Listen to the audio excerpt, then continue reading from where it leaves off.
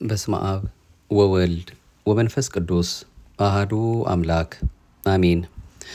ክርስቶስ ተንሥአ እሙታን በአብይ ኃይል ወስልጣን አሰሮ ለሰይጣን አጋዞ ለአዳም ሰላም እምይእዜሰ ኮነ ፍስሐ ወሰላም።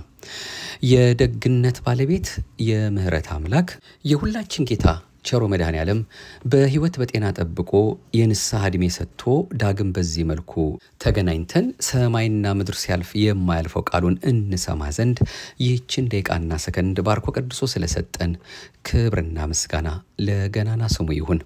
ንጽሕተ ንጹሐን ቅድስተ ቅዱሳን አንዳችም ነውር የሌለባት አዛኝት እናቱም እመብርሃንም ልመናዋ ጸሎቷ እንዳይን ጥቅሻ የሚደርስልን ዘወትር እኛን የሚጠብቀን ቃል ኪዳኑ አልተለየንምና የእሷም የእናታችን ያዛኝቱ ስሟ የከበረ የተመሰገነ ይሁን። ከዘጠኙ የጌታችን አበይት በዓላት አንዱ ወደ ሆነው ይህንን በዓለ ሃምሳን ደግሞ ጨርሰን ወደ ጾሙ ወደምንሸጋገርበት ዋዜማ ደረስን።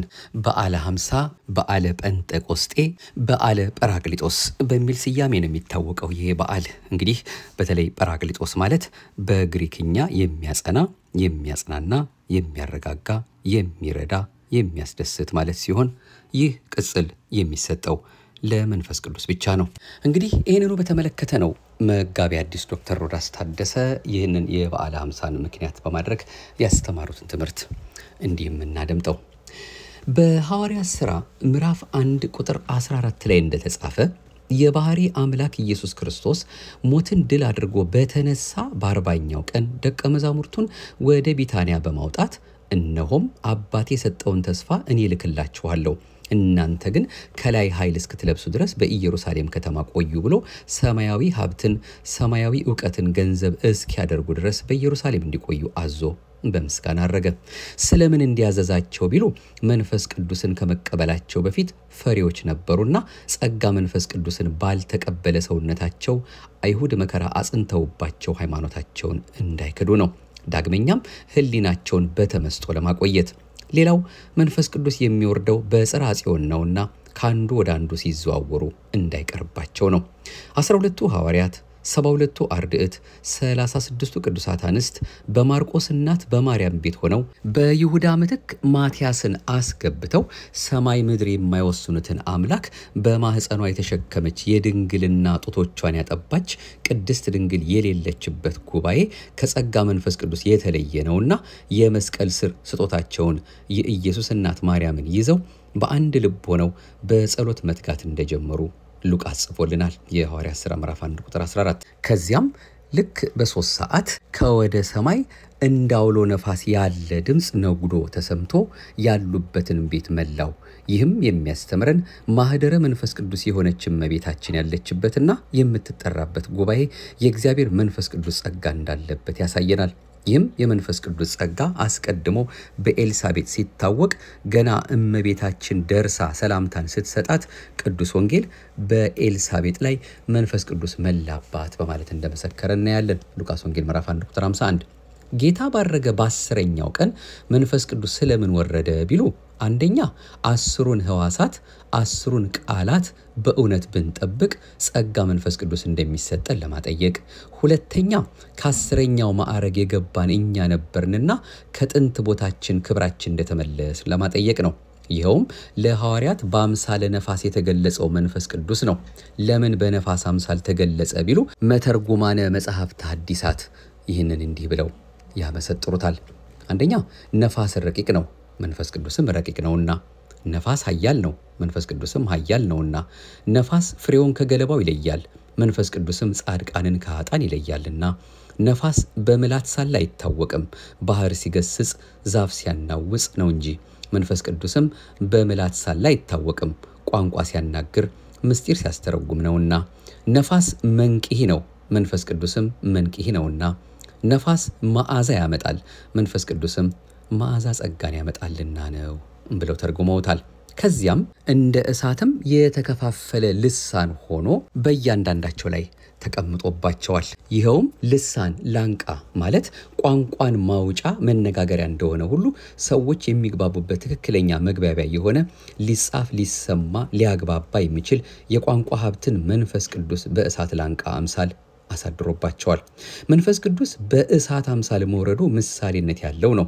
ይኸውም እሳት ምሉ ነው፣ መንፈስ ቅዱስም ምሉ ነውና።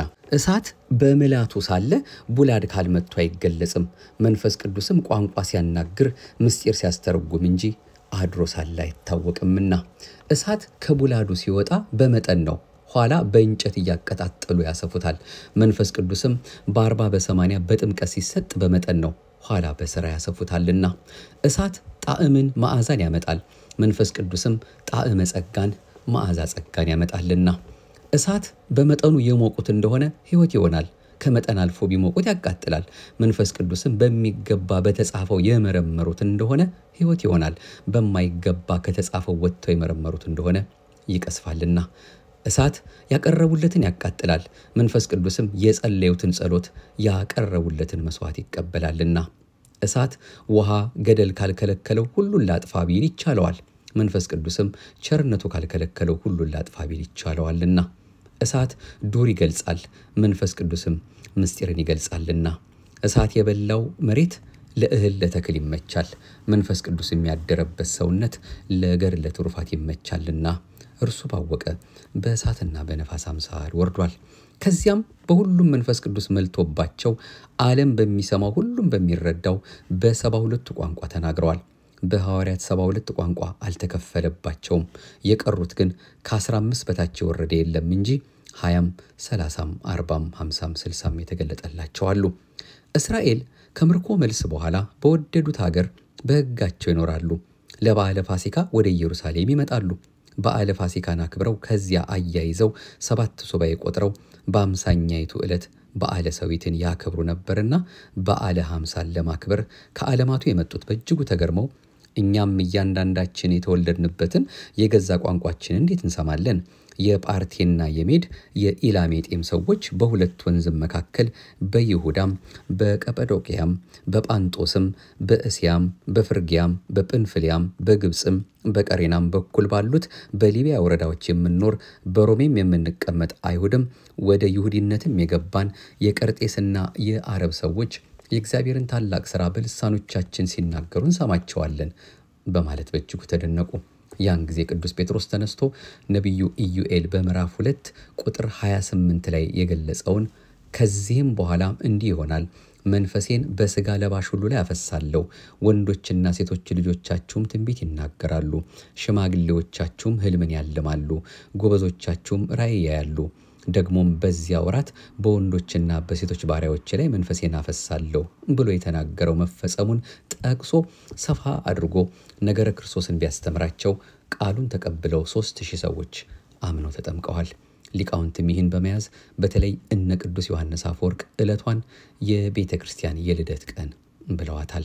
እመቤታችን በመጀመሪያዋ ቤተ ክርስቲያን በማርቆስ እናት ቤት በሰገነት ላይ በመስቀል ስር ባደራ የተቀበለቻቸው በልጇ በኢየሱስ ክርስቶስ የባሕርይ አምላክነት የሚያምኑ ያደራ ልጆቿን ሐዋርያትን ይዛ እንደተገኘች ዛሬም በልጇ ደም በተመሰረተችው ሐዋርያዊት በሆነችው በቅድስት ቤተ ክርስቲያን ተሰብስበን የልጇን የባሕርይ አምላክነት የእርሷን ወላዲት አምላክነት በመመስከር እንኖራለን። ወነአምን በመንፈስ ቅዱስ እግዚእ ማህየዊ ዘሰረጸ እምአብ ንስግድ ሎቱ ወንሰብሖ ምስለ አብ ወወልድ ዘነበበ በነቢያት።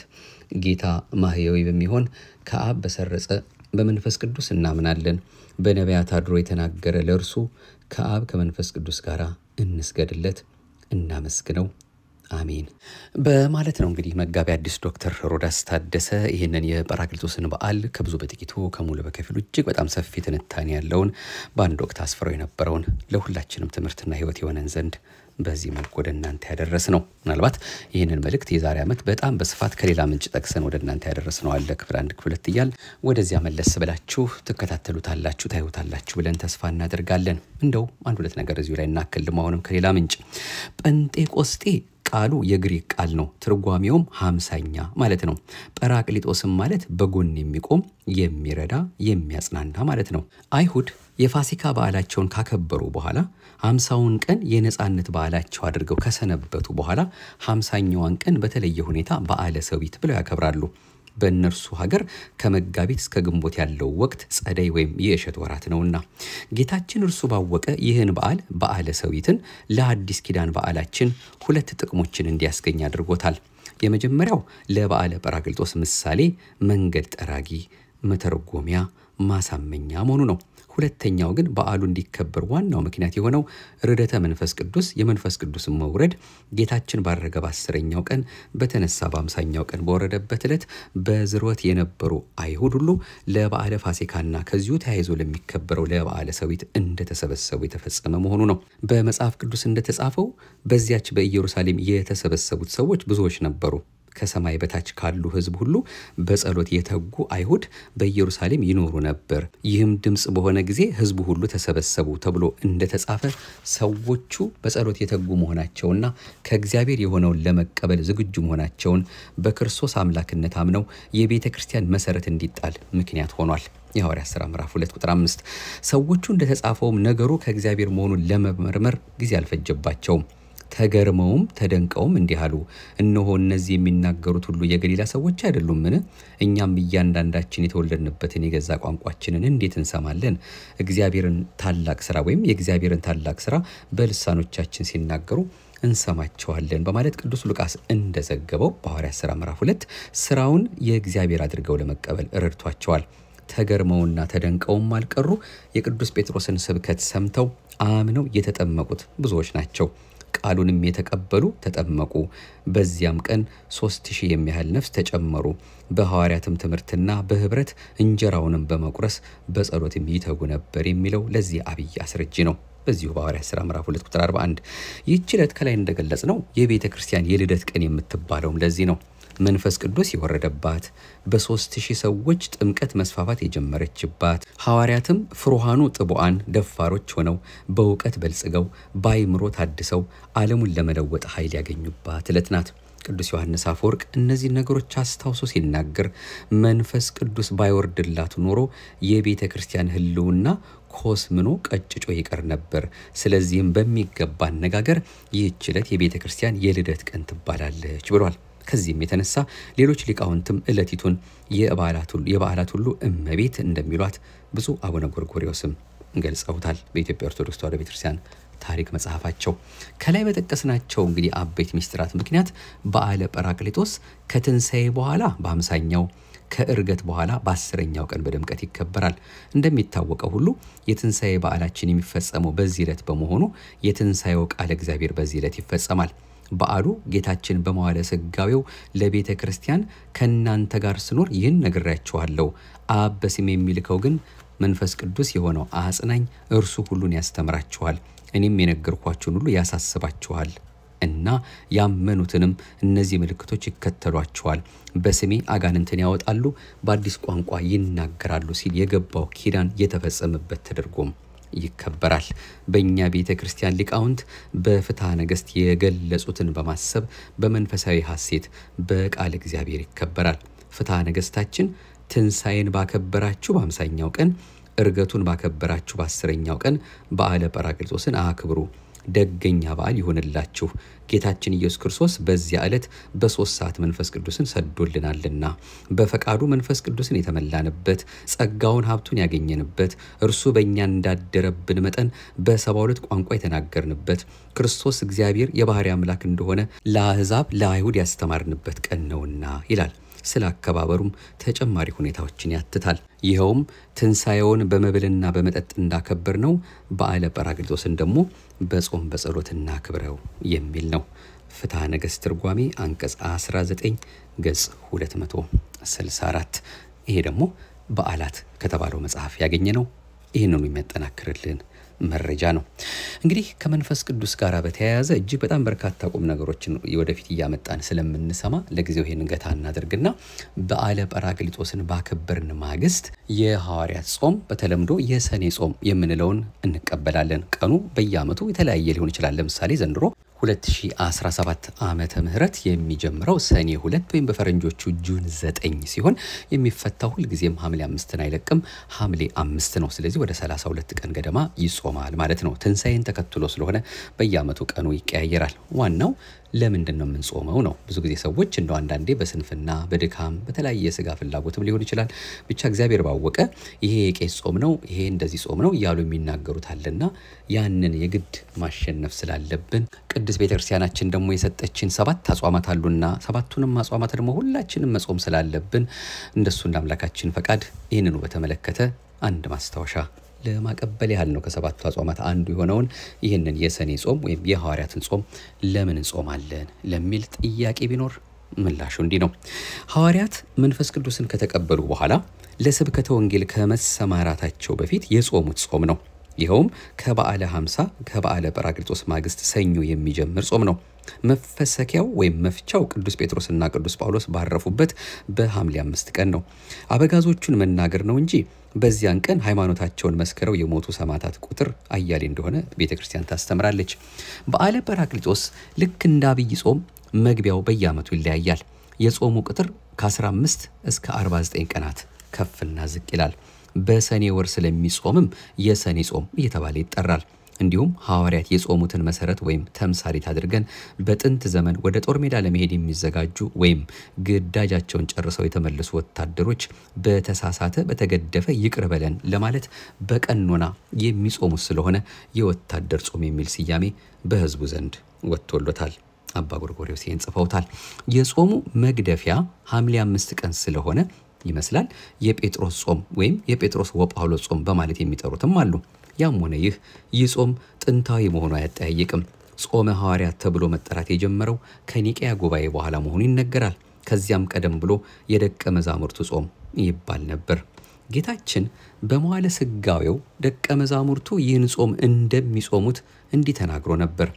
የዮሐንስ ደቀ መዛሙርት እኛና ፈሪሳውያን እንጾማለን ደቀ መዛሙርት ግን አይጾሙም ለምንድነው ብለው ቢጠይቁት መራዊ እኔ አብሬያቸው ሳለሁ ሚዜዎች አይጾሙም እኔ ከነርሱ የምለይበት ጊዜ አለ ያን ጊዜ ይጾማሉ አላቸው። ጌታችን እኔ ከጾምኩላቸው መጾም አያስፈልጋቸውምና አይጾሙም አለ ማለቱን ግን መገንዘብ ያሻል። መርአዊ ወይም ሙሽራ የተባለው ጌታ ሲሆን ሚዜዎች የተባሉ የእርሱ ተከታዮች ናቸው። መወሰድ ወይም መለየት የተባለው እርገቱ ነው። ማቴዎስ ምዕራፍ 9 ቁጥር 14 እኔ ሳለሁ አይጾሙም ማለቱ እርሱ ካልሞተና ካላረገ መንፈስ ቅዱስም ካልተሰጣቸው በመንፈስ ቅዱስ ባልታደሰ ሰውነት ጾመው ድል መንሳት ስለማይቻላቸው ነው። ይኸውም ሊታወቅ ባረጀ ልብስ ላይ አዲስ ቁራጭ ወይም እራፊ የሚለጥፍ የለም። ምክንያቱም የአዲሱ ቁራጭ ኃይል ቀዳዳውን ያሰፋዋልና። አዲሱንም ወይን ባረጀ ረዋት ወይም አቁማዳ የሚጨምር የለም። ቢጨምሩት ግን ረዋቱ ይቀደዋል፣ ወይኑም ይፈሳል። በአዲስ ረዋት ቢጨምሩት ግን ወይኑ ረዋቱን ያለፈዋል፣ ረዋቱም ወይኑን ከመፍሰስ ይጠብቀዋል ብሏል። ሐዋርያትንም በመንፈስ ቅዱስ ባልታደሰ ሰውነታቸው ጾም ጾሙ የሚላቸው የለም። ጾሙ የሚላቸው ቢኖር ሰውነታቸው ይጎዳል፣ ጾሙም ይፈርሳል። በመንፈስ ቅዱስ በታደሰ ሰውነት ቢጾሙ ግን እነርሱ ጾሙን ይፈጽሙታል፣ ጾሙም እነርሱን ከፈተና ይጠብቃቸዋል ማለት እንደሆነ ያስረዳል። የኦሪቱ የጾም ሥርዓት ከአዲሱ የጾም ሥርዓት የተለየ መሆኑን ሊያስረዳቸው ስለፈለገም ነው።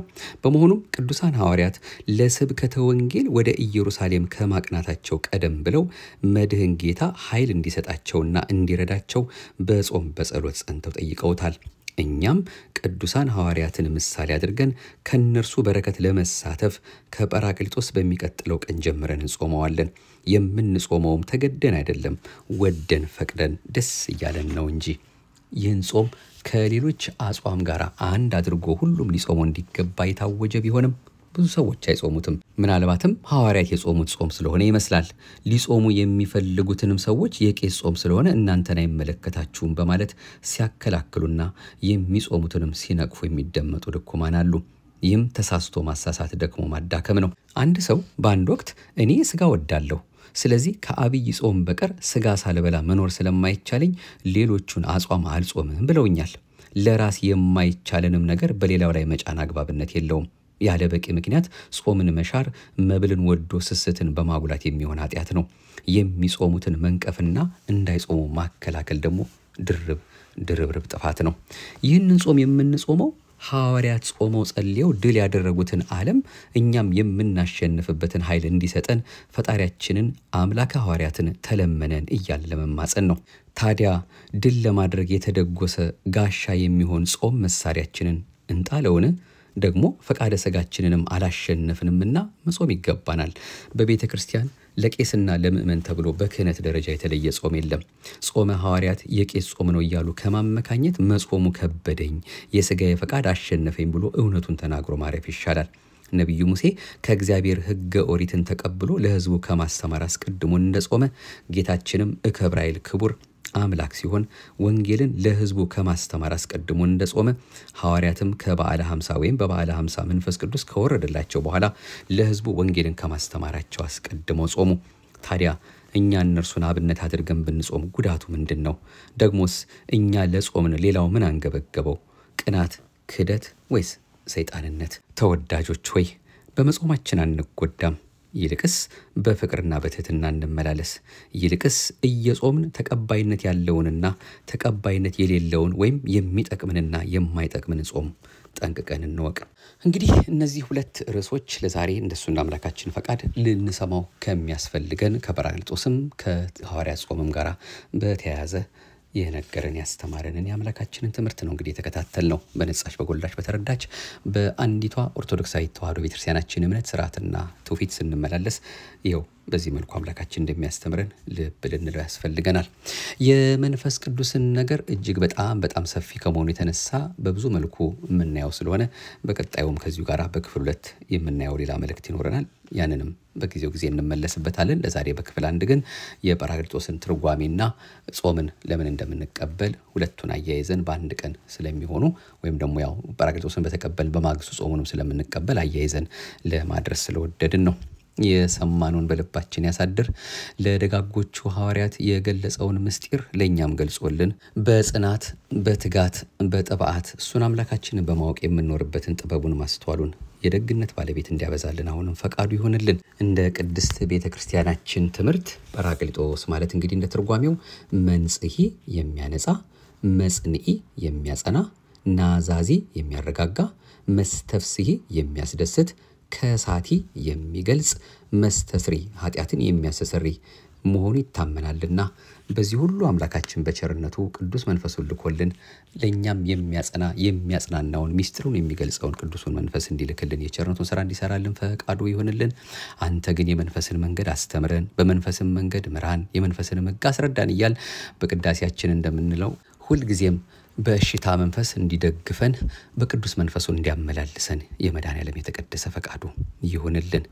በመንፈስ በእውነት በሕይወት ያደረጉት ነገር በእውነት ዋጋ የሚያሰጥ ነውና ነው።